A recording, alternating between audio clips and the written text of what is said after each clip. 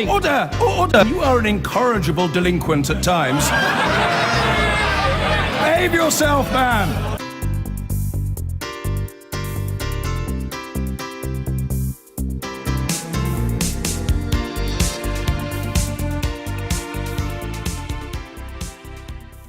And now to the papers, as usual, and as you'd expect, a lot of politics, a lot of Europe. There's Justin Welby talking to the Mail on Sunday, Archbishop, I'm voting in, but a lot of the rest of the coverage is about David Cameron's risk, we'll be talking about that later on, of course, that Brexit may put, in this case, pensions at risk, or NHS ring fencing, or you name it. There's the front of the Observer with the England fans writing at the top there. The Sunday Telegraph, PM's Brexit pensions warning, and like many papers, pictures of the Queen and other members of the royal family on the balcony. The Sunday Times has a different take. They have got a leaked UK plan, that's from diplomats, they say, to open the doors to 1 million Turks. Those are diplomats in Ankara advising that in order to stop Turkey letting in millions and millions and millions of refugees, they might have to let 1 million or so Turks have special passports into the UK, and the EU will talk to the Prime Minister about that. And a slightly unsettling picture there of Boris Johnson wearing mascara and lipstick, part of Project Fear. I'm sure you agree. Sunday Express, panic grips Downing Street, they say gleefully. We'll find out if that's true from the Prime Minister. Is he happy? And the Sunday Mirror rather cleverly spread there between happy, there's the royal family, and inglorious, those are the fans either attacking or being attacked by Russian fans in Marseille. And that is going to be our first story, I think. Helena, you've chosen a big spread from the Observer about the fans. Because I think that it's very easy, and we've got it on the front of some of the papers, to be saying this is yet shameful behaviour on the part of British fans. And yet at the same time, it's a more complicated story because actually the level of brutality meted out by Russian fans seems to be extraordinary. And they've gone with axes, hand axes, with weapons and so on. And so we're talking about something that really is ugly, and it's kind of interesting that it's a kind of bringing together of the most unattractive end of this European family. The European family, I'm afraid, and it's actually about the sort of fascist elements that operate in here. But most of the English fans were not doing that, and it seems to me that easy sort of thing about inglorious Britain, it's actually, yes, there were people who were shouting all kinds of and behaving badly because drink in the sun does not go down well for a lot of Brits abroad, but this turned into something truly different because of the way in which gangs use this, and it's partly, of course, about the old reputation still lingering that the Brits are up for a fight, but it turned incredibly ugly because and really worrying, if I may say, that the Russians were able to bring flares and fireworks and stuff into gunpowder into a stadium when there's supposed to be incredibly strong anti-terrorist security. And I would go back to saying it's one of the reasons why you have to have closer proximity between the police forces working across borders and all that sort of thing in order to deal with this stuff. But one of the ugly things was, hearing some of the fans actually chanting about being proudly Brexiteers. Well, I'm afraid that this is not going to win us with much friendship across Europe if that's the face of some of the argument. But I do think that here this is about something else, and we shouldn't just automatically reach for a criticism of fans. It's just the usual thugs. It's yeah, I think that we're talking about something else. There's a very good spread in the Observer talking about this and how the Russian media has boasted about the Russians coming out on top in this disgusting display. Not very good. Now, one of the problems of having a referendum, David, is that we ignore the rest of the world while it's going on, and we shouldn't, because what's going on in your country is particularly interesting, and you've got a Hillary Clinton story from the internet. I know from ABC News. ABC News. So this gives a perspective of something that British people may have struggled to understand. How is it that Hillary Clinton, who's quite popular here, I understand, has had so much trouble first putting away an unfunny, uncharming Larry David imitator inside her party, and then finds herself running Bernie Sanders, and then finds herself running close to Donald Trump, who would strike many British people as an obviously implausible candidate for president. The undertow on the Clinton campaign has been massive amounts of data showing that Americans regard her as untrustworthy, venal, and self-seeking. And this is a new story that gives some perspective why. An important advisory board to the State Department, normally crowded with the great and good, scientists, generals, former diplomats, had on it somebody whose only claim to be there. He was a successful businessman. I don't want to denigrate his abilities, but he had given huge amounts of money, first to the Clinton Foundation and then to the Clinton campaign. He was also getting close to the security system. He's getting very close to the security system, and he is, of course, a Clinton superdelegate as well. New emails have surfaced that this was personally directed by Hillary Clinton's chief of staff, who then directed that when press inquiries came, that they be stalled, and that's in her own from her own email address.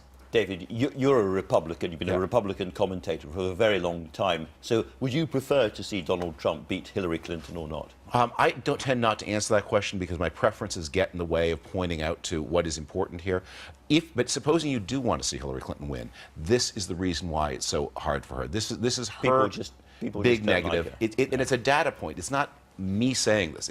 When Hillary Clinton made her announcement address on her YouTube video, she said in that address, many of you think I'm in this for myself. You address that because you know it's a widespread feeling, and this story, I recommend people read it to understand what is the anchor weighing down the Clinton campaign. Okay. Well, very quickly, I'm sorry. we must get on to Brexit. But no, because you can't. You're going to hear more and more of this stuff from a panicked Republican Party who really can't stand the idea that Hillary Clinton is going to end up in the White House, even when they're saddled with Trump. And it's so unfair because this man is has great technical skill. And he's a commodity trader. No, he is not. He's got considerable technical skill. That's what the CIA and there'll be one of these a month. Let's now move to our own controversies nearer to home. Dia, you got a story about the Prime Minister's warnings about pensions being cut if we vote to leave the EU. Yes. So this just adds on to a number of stories that have come out of the Remain side lately, talking about how disastrous it is going to be for us if we leave the EU. And here's just another example. And we've heard, this is going to be taken away from you. That is going to be taken away from you. I think this is now particularly looking at pensioners, who we know is a group that votes more than a lot of other groups. So it's a very important vote bank for David Cameron. And Tories have done this in the past. They have a way of keeping the pensioners sweet to get that vote out. And this is just an extension of it. But this is based on the IFS's warnings of a 20 to 40 billion pound black hole.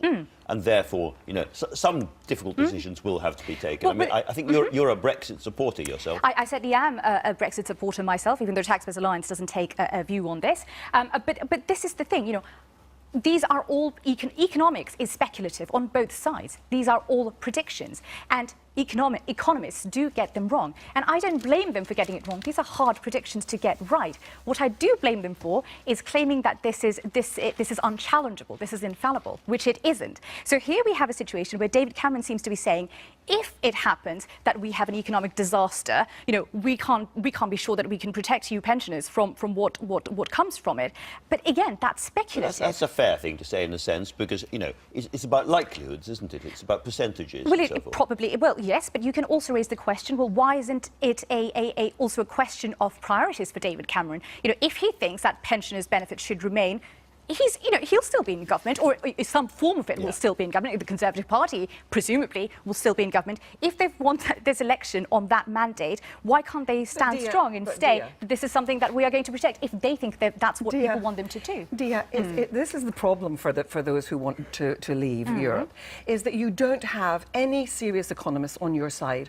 All the big international economic bodies are saying this is not a good idea. And you're saying it's speculative. It's not. But it's being modelled, but this is the thing, and it's all being looked at with great care. This is still all speculative, and as you well know, and this is essentially a debate between established... we've said this before, but I am going to say it again, because it is indeed the case. Even Andrew Mitchell, who is part of the Remain campaign, says... Is this the BBC trying to be fair that you give 10 minutes to somebody... You've had a fair amount of time, too. You've had a fair amount of time, too. And I want to now move to the Labour side of the argument, however, which is that it does seem that the Labour Party is losing votes to UKIP in the north in particular, and that your message hasn't got through to some of your traditional voters. And it's something that I think the Labour Party has to be really worried about.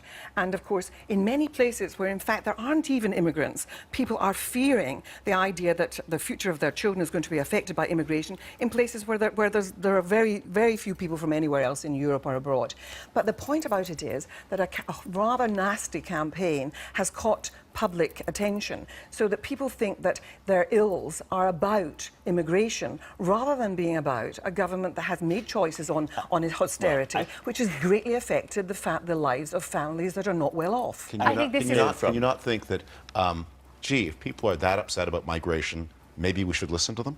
Yeah, and there are problems about, there are issues Don't about... tell, you're mistaken. No, you no. misunderstand your problem, No, sir. no, but You must say, maybe be respectful and say, but to some I hear you. extent, but to some extent, you're having ugly politics being run up the flagpole, and it's happening in your country too. But let me tell. But all I can say to you is that we really have to also hone in on Let me the bring way you. in which Let me bring you a warning from has made America. people Let suffer. Let me bring you a warning from America, which Okay, is very if you quickly. have a legitimate concern and You have to responsible address it. people don't address it, You you have to get address it. Donald Trump. Don't wait for Donald Trump to address But people's your migration concerns about problems. That's a housing very and the fair point. NHS are not Okay, going to be solved enough of by this. leaving Europe. Let's move to the David Cameron interview, because we're running out of time here in The Observer. Okay, I'm a great admirer of David Cameron. I think he has been the right man for the times in Britain. And one of the things that is very painful to me is to watch the Conservative coalition be smashed, not just by the vote, but by the way the vote is being handled. And here's David Cameron talking about Nigel Farage. He doesn't have to like Nigel Farage, but also in a way that Nigel Farage's supporters are going to feel as a locked door to returning to the Conservative coalition. They are needed, they have to be greeted with respect, and their concerns are valid concerns, even if you don't like their answers. Migration is a gigantic issue across the Western world. Angela Merkel's unbelievably irresponsible, come on, bring your family message is one of the drivers shattering the cohesion of Europe, whatever happens in the Brexit vote. Are you a Brexiteer?